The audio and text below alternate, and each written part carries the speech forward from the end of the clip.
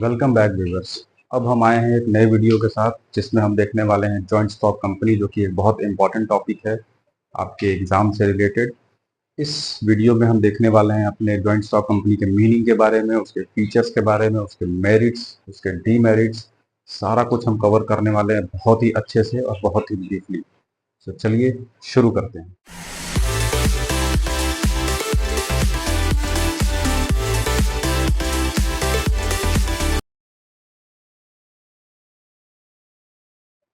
तो सबसे पहले हम देखते हैं कि इस वीडियो में हमें क्या क्या पढ़ना है। तो हमें पढ़ना है जॉइंट स्टॉक कंपनी के मीनिंग, उसके फीचर्स के बारे में बहुत डिटेल में। उसके बाद हम देखेंगे उसके मेरिट्स को, जो कि बहुत इंपॉर्टेंट मेरिट्स हैं, बहुत बार पूछे जाते हैं। फिर उसके डीमेरिट्स, क्योंकि किसी चीज़ के मेरिट्स हैं तो कुछ डीमेरिट्स भी हैं, उसको हम देखेंगे।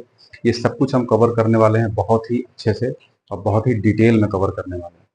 तो सबसे पहले हम देखते हैं कि जॉइंट स्टॉक कंपनी होता क्या है, कि मीनिंग क्या कहती है। तो मीनिंग कहती है company is an artificial person.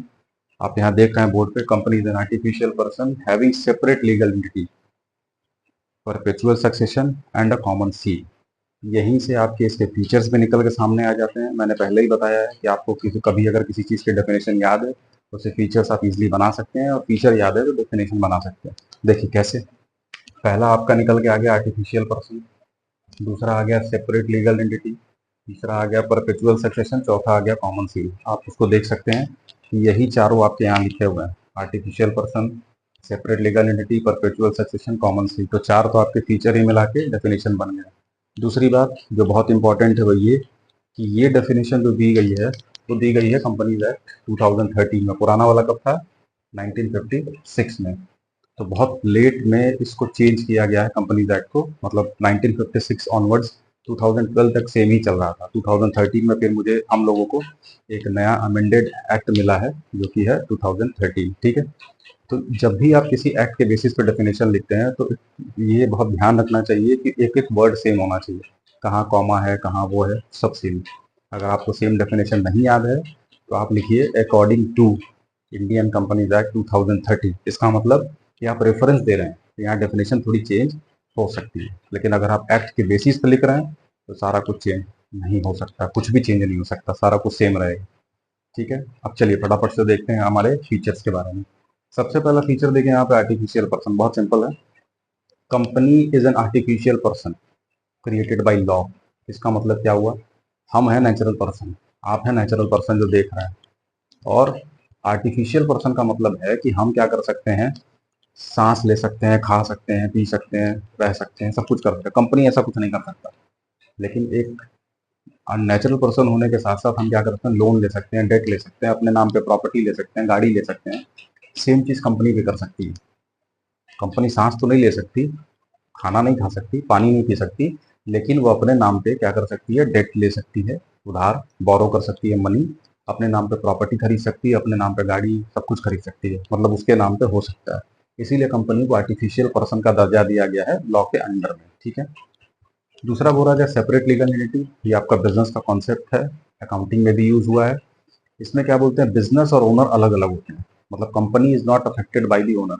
Owner अलग है इंसान, उसकी अपनी अलग पहचान है, कंपनी की पहचान अलग है। जैसे फॉर एग्जांपल रिलायंस, तो हम रिलायंस को अलग एज अ कंपनी जानते हैं, और अंबानी परिवार को अलग तरीके से हम जानते हैं। ठीक है। तो अंबानी परिवार एक अलग है, भले वो मालिक हैं, लेकिन कंपनी का अपना एग्जिस्टेंस है। ठीक है। तो ये दोनों की एंटिटी अलग अलग है, दोनों का आइडेंटिटी अलग अलग है। फिर बोलता है परपेचुअल सक्सेशन, बहुत इंपॉर्टेंट पॉइंट है ये। इसका मतलब ये हुआ कि company is not affected by the death, retirement, insolvency, incapability और switching of job of any of its members और the owners of the company. Company के किसी भी लोगों के आने जाने से मालिक भी क्यों ना खत्म हो जाए, कंपनी पे कोई असर नहीं पड़ता। एग्जाम्पल में आपके पास बहुत एग्जाम्पल्स पड़े हुए हैं। टाटा कंपनी स्टार्ट किया था जमशेदजी टाटा ने, और आपको मालूम ही होगा इंडिया की सबसे पहली कंपनी थी वो। आपको उनको फादर ऑफ इंडियन एविएशन भी कहा जाता है, जो सबसे पहली बार प्लेन उन्होंने उड़ाया था भारत में। तो सब कुछ होने के बावजूद भी वो चले गए, कंपनी लेकिन नहीं गई, आज तक जिंदा है। देखिए रतन सर अपना चला रहे हैं, वो नहीं रहेंगे कोई और चलाएगा। ऐसे आप कितनी भी कंपनी का नाम ले लीजिए, सब चल रही हैं, उनके फाउंडर कोई और थे, कंपनी एग्जिस्ट कर लिए। तो कंपनी को कोई फर्क नहीं पड़ता है ओनर के आने और जाने से। ठीक है। फिर आपका है कॉमन सील। जैसे हम क्या करते हैं, हम साइन करते हैं, हमारा कोई भी साइन होता है, हम साइन कर दिया, हम इसका मतलब वेरीफाई हो गया कि ये डॉक्यूमेंट मैंने अपने होशोवास में साइन किया है, मतलब कि ये डॉक्यूमेंट पे जो भी चीज़ें लिखी हैं वो सही है। कंपनी क्या करेगा? अब आप कहेंगे सर वो तो आर्टिफिशियल पर्सन है। अरे भाई, तो आर्टिफिशियल है ना, पर्सन है पर आर्टिफिशियल है। वो क्या करेगा? वो अपना स्टैम्प रखता है, रबड़ स्टैम्प। यहाँ पे उसका अपना कंपनी का नाम, लोगो सब कुछ रहता है। वो स्टैम्प को मार देता है, स्टैम्प लग गई, मतलब वेरीफाइड बाय द कंपनी। ठीक है, वेरीफाई हो गया कंपनी ने कि हाँ ये चीज़ कंपनी की तरफ से ही जारी हुआ है। ठीक है। अब हो सकता है उसको कभी कदार कंपनी कॉमन सील नहीं रखती है, तो किसी किसी को रिप्रेजेंटेटिव चुन लेती है, जैसे एमडी हो गया, सीईओ हो गया, वो साइन कर देता है। ठीक है। फिर फॉर्मेशन। बिल्कुल भैया, फॉर्मेशन पे बात करना होगा तो इसके 4 स्टेजेस होते हैं, आपको मालूम होगा, नहीं मालूम हो तो देख लीजिए। पहला होता है प्रमोशन, दूसरा होता है आपका इनकॉर्पोरेशन, तीसरा होता है कैपिटल सब्सक्रिप्शन, जब कंपनी कैपिटल मांगती है, और चौथा होता है कमेंसमेंट ऑफ बिजनेस। ठीक है। अगर आप कोई पब्लिक कंपनी खोल रहे हैं तो आप ये चारों स्टेजेस आपको पूरे करने होंगे। प्राइवेट कंपनी के लिए ये 2 स्टेजेस में काम हो जाता है, क्योंकि उसको पब्लिक से पैसा मांगना नहीं रहता, तो कैपिटल सब्सक्रिप्शन स्टेज पे नहीं जाती है। तो फॉर्मेशन में बहुत सारा नियम कानून होता है, बहुत फॉर्मेलिटी है, इसलिए फॉर्मेशन कंपनी का बहुत लंबा और हेक्टिक प्रोसीजर हो जाता है। ठीक है। हाँ, फिर है कंट्रोल। देखिए भाई, कंट्रोल करने के बाद अब आपको मालूम होगा कि कंपनी के रियल ओनर्स कौन होते हैं। शेयर होल्डर्स, आपने सुना होगा या पढ़ा होगा, नहीं पढ़ा है तो अभी सुन लीजिए। Share holders are the real owners of the company, ये कहा जाता है। क्यों? क्योंकि उनके पास ही कंपनी के शेयर्स होते हैं। और अब यहाँ पे कंट्रोल, क्योंकि जितने ज़्यादा शेयर होल्डर्स हैं, कंट्रोल उतना ज़्यादा डाइल्यूट हो जाएगा। फिर वो अपने हिसाब से मैनेज करते हैं, उनके अपने इंटरेस्ट होते हैं, तो थोड़ा उसमें दिक्कत होता है, एक तरीके का प्रॉब्लम है। कंट्रोल यहाँ पे क्या करते हैं, और कंट्रोल में भी देखा जाए तो 2 तरीके से होता है। शेयर होल्डर और ओनर अलग हो गए, और बेसिक कंट्रोल कौन करता है? आपका मैनेजमेंट करता है, जो बोर्ड ऑफ डायरेक्टर चुने जाते हैं वो करते हैं। बेसिक कंट्रोल जो होता है, जो डे टू डे एक्टिविटीज़ को चलाना है, मैनेज करना है, वो बोर्ड ऑफ डायरेक्टर्स के थ्रू ही होता है। बाकी ओनर्स तो अपना बाकी जो देखते हैं वो देखते ही। ठीक है। हाँ, लाइबिलिटी यहाँ पे लिमिटेड होती है। केवल आपकी लाइबिलिटी कितनी है पता है? जितना आपने शेयर लिया है, उसमें जितना अनपेड वैल्यू है आपकी, बस उतने की आपकी लाइबिलिटी है, बस। उसके अलावा अगर कंपनी मान लीजिए डेथ हो गई, दिवालिया निकल गया कंपनी का, या बहुत ज़्यादा कर्ज हो गया, तो आपका कुछ नहीं जाना है। हमने यहाँ पढ़ा ना, आर्टिफिशियल पर्सन, वो खुद अपने नाम पे ज़मीन ले सकती है, अपने नाम पे पैसे उधार लेती है, तो अपने नाम से लिया ना, हमारे नाम से तो ली नहीं है, तो हमसे कोई मतलब नहीं है। कंपनी अपने एसेट्स को बेच के उसको पे करेगी। हमारा क्या जाएगा? बहुत जाएगा तो कैपिटल जाएगा, जो हमने लगाया था उसमें, बस। तो हमारी लाइबिलिटी लिमिटेड है। ठीक है। फिर आपका रिस्क बेयरिंग। बिल्कुल भैया, रिस्क बेयरिंग जैसे कि आप यहाँ पे शेयरिंग ऑफ प्रॉफिट भी करते हैं ना। आपको शेयर्स जो लेते हैं, शेयर्स के बदले आपको क्या मिलता है? आपको मिलता है डिविडेंड। भाई, हम किसी कंपनी के शेयर्स को क्यों खरीदें? क्योंकि हमको मिलता है डिविडेंड, या फिर कि हम कल को उसका प्राइस बढ़ेगा तो उसको बेच के फायदा कमाते हैं। बेसिकली अगर नहीं बेचते हैं, होल्ड करते हैं, तो डिविडेंड हर ईयर आपको मिलता है। और डिविडेंड क्या होता है? It is the part of profit.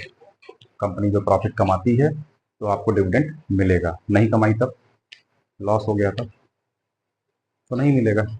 ठीक है। इसमें भी शेयर्स के कई सारे प्रकार होते हैं। अगर क्यूमुलेटिव है तो सकता है इस साल का जोड़ के आपको अगले साल दे दे, जैसा भी होता है। उसमें कई सारे टाइप्स ऑफ होते हैं शेयर्स, इक्विटी में नहीं होते हैं, प्रेफरेंस में होते हैं। ठीक है। बेसिकली तो शेयर 2 टाइप के होते हैं, इक्विटी और प्रेफरेंस। वो सब हम लोग आगे डिस्कस करेंगे अभी। तो रिस्क बेयरिंग में मतलब ये हो गया कि रिस्क भी आप जितना, लॉस में आपको क्या होगा, बहुत रिस्क होगा आपको, तो रिस्क बियर करता है कंपनी अकेले, आपसे कोई मतलब नहीं है। आपको बहुत होगा तो आपको जो डिविडेंड मिलने वाला था वो नहीं मिलेगा, बस। हो सकता है अगर वो कॉम्युलेटिव हो तो हो सकता है वो अगले साल मिल जाए, ऐसा बनी कि डूब गया। लेकिन कॉम्युलेटिव नहीं है तो नहीं मिला, तो मतलब नहीं मिला। आई होप कि ये पूरे फीचर्स और मीनिंग बहुत अच्छे से समझ में आ गया होगा। अब हम लोग देखेंगे मेरिट्स और डिमेरिट्स को। तो मेरिट तो सबसे पहला आपका लिमिटेड लाइबिलिटी, ये हम पहले ही डिस्कस कर चुके हैं कि जो लाइबिलिटी होती है, जो भी आपके शेयर होल्डर्स, उनकी लाइबिलिटी क्या होती है? हमेशा लिमिटेड होती है। कितनी लिमिटेड होगी भाई? जितना शेयर उनके पास अनपेड होगा। जो शेयर्स उन्होंने लिया है वो पार्ट वाइज पे करना पड़ता है, तो जितना अनपेड होगा उतनी जिम्मेदारी उनकी है। और अदरवाइज अगर कंपनी को कोई नुकसान होता है, कोई चीज़ डेट अगर उसका इनकर होता है, तो उस केस में आपकी लाइबिलिटी उतनी है जितने आपके पास शेयर्स हैं। आपने जितना कैपिटल इन्वेस्ट किया, लाइबिलिटी आपके पास उतनी रहती है। ये एक मेरिट है, फीचर भी था, मेरिट भी है। परपेचुअल सक्सेशन ये भी आपने फीचर में पढ़ा है, अगेन मेरिट्स में है। अब यहाँ पे क्या है, परपेचुअल सक्सेशन का मतलब क्या होता है कि company is not affected by the death, insolvency, incapability या रिटायरमेंट ऑफ अ मेंबर। ठीक है, मेंबर के डेथ या उससे हो, या ओनर के उससे मरने से, रिटायरमेंट होने से, या कुछ और प्रॉब्लम होने से कंपनी को कोई इफेक्ट नहीं होता, कंपनी चलती रहती है। ठीक है, फिर आपका ट्रांसफर ऑफ इंटरेस्ट। अब इसमें क्या होता है, देखो भैया, ट्रांसफर ऑफ इंटरेस्ट बहुत सिंपल है। आप कंपनी का शेयर रखे हैं तो आप उसको बेच सकते हैं, आपको अगर पैसा मिल रहा हो। जो आप स्टॉक एक्सचेंज वगैरह सुनते हैं, स्टॉक मार्केट या ट्रेडिंग, ये सब सुना होगा, उसमें यही होता है, कंपनी के शेयर को खरीदा बेचा जाता है पैसे के लिए। आपको बड़ा ज़्यादा पैसा मिल रहा है, बेच दीजिए, फिर आप जो खरीदेगा उसको ज़्यादा मिलेगा, वो बेच देगा, यानी ये सर्कुलेट होता है। ठीक है, सेकेंडरी मार्केट में। फिर आपका प्रोफेशनल मैनेजमेंट। जी भैया, बिल्कुल सही। प्रोफेशनल मैनेजमेंट का मतलब क्या होता है, कंपनी के पास बहुत ज़्यादा पैसा है, company can afford huge number of employees and as well as well graduate and educated managers. जो प्रोफेशनल मैनेजर्स होते हैं, एमबीए वगैरह, जो आपके आईएएम वगैरह से किए, उनको वो ये हायर कर सकते हैं, इनके पास पैसा अच्छा है तो हायर कर सकते हैं, तो इनका मैनेजमेंट बहुत एफिशिएंट होता है, बहुत अच्छा होता है। ठीक है, फिर स्कोप ऑफ एक्सपेंशन, वही सेम बात है, आपके पास पैसा बहुत ज़्यादा है कंपनी फॉर्म ऑफ बिजनेस के लिए, यहाँ पे मनी का कोई दिक्कत नहीं होता, कैपिटल आपके पास भरपूर है, तो आप चाहें तो इन फ्यूचर आप एक्सपेंड करना चाहें तो भी कर सकते हैं। आपको करना क्या, कैपिटल, क्योंकि आपको अगर पब्लिक कंपनी है तो पब्लिक से लेना है through the issue of shares. आप शेयर इशू करिए, पब्लिक पैसा देगा, आराम से आपका काम हो जाएगा। ठीक है, ये हो गया कुछ मेरिट्स। कुछ डीमेरिट्स भी हैं। इतने मेरिट्स होने के बाद बताइए लोगों के इस कंपनी के डीमेरिट भी। पहला है आपका लैक ऑफ सीक्रेसी। ये तो मेंटेन नहीं हो पाता, क्यों? क्योंकि सारी कंपनीज को कंपनीज एक्ट के अकॉर्डिंग अपने डेटा को टाइम टू टाइम पब्लिश करना पड़ता है, to the registrar of companies को भी और टू दी जनरल पब्लिक को भी। आम जनता और रजिस्ट्रार ऑफ कंपनीज जो है उनको दोनों को भी ये पब्लिश करना पड़ता है। तो क्या सीक्रेट रह गया भाई, हर समय तुम बुला ही ले रहे हो, हमारा सब डेटा आपके पास है ही, तो फिर हम क्या सीक्रेट रखेंगे हमारे पास। फिर है कॉम्प्लेक्सिटी इन परफॉर्मेशन, यानी बनाने के समय बहुत दिक्कत होता है। जैसे मैंने पिछली वीडियो में, पिछली पार्ट में हम लोग डिस्कस किए थे, इसके 4 स्टेजेस हैं, प्रमोशन, इनकॉर्पोरेशन, कैपिटल सब्सक्रिप्शन और कमेंसमेंट ऑफ बिजनेस। तो हर स्टेज में इतनी फॉर्मेलिटीज उसको पूरा करते करते आदमी कंपनी खोलते खोलते बहुत समय लग जाता है, तो ये फॉर्मेलिटीज बहुत ज़्यादा हैं इसमें। फिर है इम्पर्सनल वर्क इन्वायरमेंट। यहाँ पे इम्पर्सनल इसलिए होता है कि मैनेजमेंट और ओनर दोनों सेपरेट हैं, मालिक कहीं है, मैनेजमेंट कोई और कर रहा है। जैसे मालिक तो बेसिकली कहते हैं share holders are the real owners of the company, main मालिक तो वो हैं, लेकिन काम कौन करता है, बोर्ड ऑफ डायरेक्टर्स और उनके नीचे जो एमडी, सीईओ या फिर जो मैनेजर्स की टीम है, जनरल मैनेजर है, वो सब करते हैं। तो इसलिए थोड़ा सा इम्पर्सनल इन्वायरमेंट हो जाता है। फिर मोर रेगुलेशन। जी बिल्कुल, बहुत ज़्यादा रेगुलेशन है। आप कभी भी देखिए कंपनी फॉर्म ऑफ बिजनेस के लिए बहुत रेगुलेशन है, बहुत, हर समय कोई ना कोई। जैसे कंपनीज एक्ट आपका है ना 2013, अभी 2013 का अमेंडमेंट हुआ है। फिर आपका इनकम टैक्स का एक्ट बढ़ता है, फिर आपका कोई ना कोई इनडायरेक्ट टैक्स का कोई ना कोई एक्ट आ जाएगा, तो कोई और एथिकल एक्ट्स आते रहते हैं, कॉर्पोरेट गवर्नेंस का कुछ आ जाएगा। तो मतलब हमेशा ये कॉम्प्लेक्सिटीज से भरा पड़ा रहता है, हमेशा रूल्स रेगुलेशन रहते ही रहते हैं।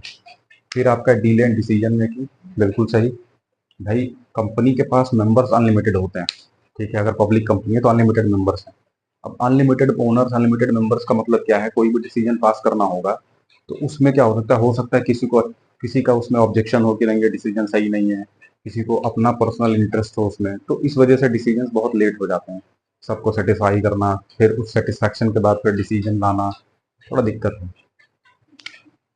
आखिरी आपका कॉन्फ्लिक्ट ऑफ इंटरेस्ट, ये भी आप सेम ही समझ सकते हैं कि हर आदमी का अपना अपना इंटरेस्ट है। कोई कंपनी में इन्वेस्ट किया है तो अपने प्रॉफिट के लिए, अपने पैसे के ग्रोथ के लिए, कोई इन्वेस्ट किया है कंपनी में तो कंपनी के ग्रोथ के लिए। तो ऐसे बहुत सारे इंटरेस्ट हो सकते हैं लोगों के, तो इसलिए जब ऐसे कई तरीके के लोगों के इंटरेस्ट जब एक जगह मिलाना होता है ना, तो बहुत मुश्किल होता है मैनेजमेंट को सबको मैनेज कर पाना।